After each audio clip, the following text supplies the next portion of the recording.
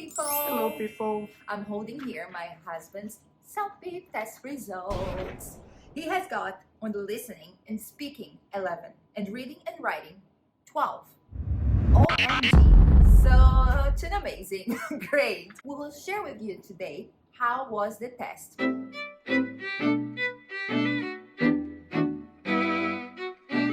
How was the test, Kyle? Quite interesting. Like as I was doing it, I didn't feel like I would get such grades. I did feel good about some parts of the test, and I felt like I could even get a max point for listening and for reading, but that was it. Okay, so when you enter to take the test, what is the first thing you do? What's the first test you do? Okay, the first things you actually do is sit down and see if the microphone and headphones are working, and then listen to instructions. After you do that, you get to the listening part of the exam. So how was the listening part? The listening is subdivided in multiple parts, and each part has its own way of doing things. But basically, you will listen to pre-recorded audio and then answer some questions. Sometimes you have to listen to the whole audio, like 2 minutes or something like that, and then answer multiple questions. And some other times you have to listen to like just 30 seconds to a minute, and then answer like 2 or 3 questions. So after the listening, what is the next test? After the listening, you get to reading. So at this point, I found it a little bit easier because you don't have to concentrate that much. Like you have all of the text in one side and all of the questions regarding the text in the other side. So you can kind of like take your time, read everything.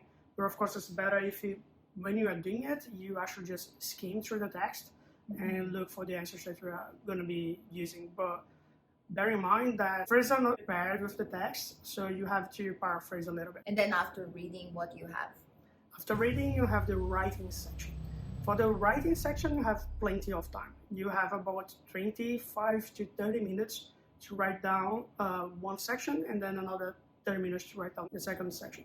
For the first section, you have to write an email, and it's usually a complaint that you are doing something weird that happened, like in a workplace or something like that, and then you have to write accordingly, like in a formal or informal letter or / email. For the second part, you have to write down a survey. You have to give your opinion about like something that's happening, maybe in your neighborhood, like a new project, something like that, and then you have to say why you prefer other than B. Is in this writing part that you have to remember the structures, right? Like Yeah. advantage, disadvantage, like in order to, and things like that. Yeah, definitely. Like the whole test has its own way of you doing things. Like for example, when you are listening, it's good for you to be taking notes because you only listen to it one time.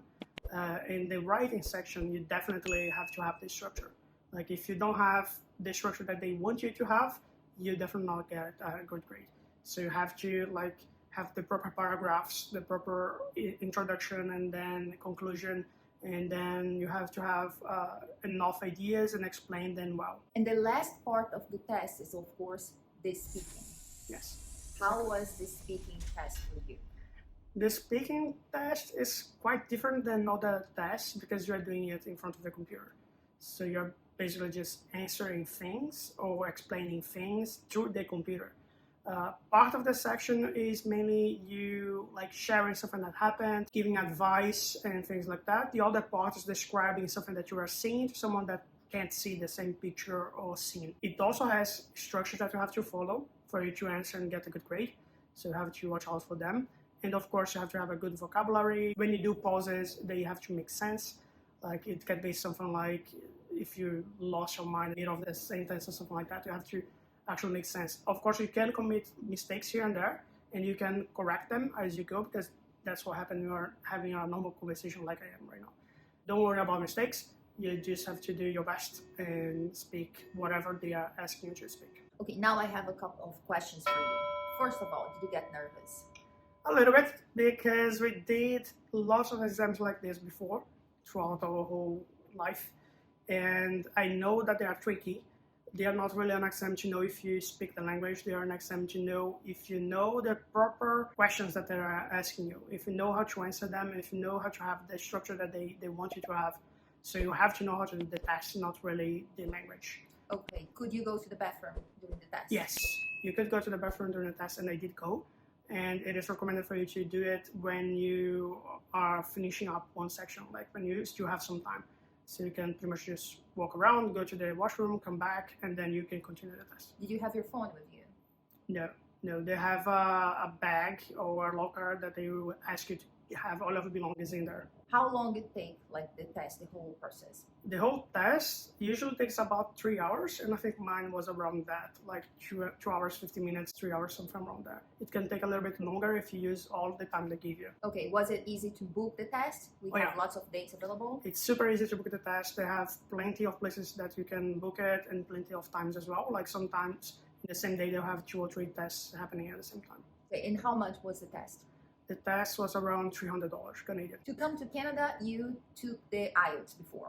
And now, because we are applying for the permanent residency, you took the CELPIP. Yes. Which one do you think is better taking, in your opinion? In my opinion, both of them are super tricky. And like I said, they're not testing your language. They're really testing how you do the test. Taking that into mind, I think that CELPIP is a little bit easier. But if you have problems speaking on a headphone or like listening like that, I think it would be better for you to do a IELTS, because on the IELTS you're actually speaking to a person. So it's like more personal and you can maybe have better fluency. Another thing that's good on the IELTS is that since there's like multiple conversations, you have plenty of time to speak. While on CELPIP, you feel like you're rushing against time. Like it's super fast the speaking. You really don't have that much time to think about it. And how did you get those amazing grades? How did you get them? That's what we're gonna see in the next video. Woohoo! So see you soon. Thanks for watching, and do not miss how he got these scores, because it's like, wow, impressive. Bye. Thanks again, and see you. See ya. Bye-bye.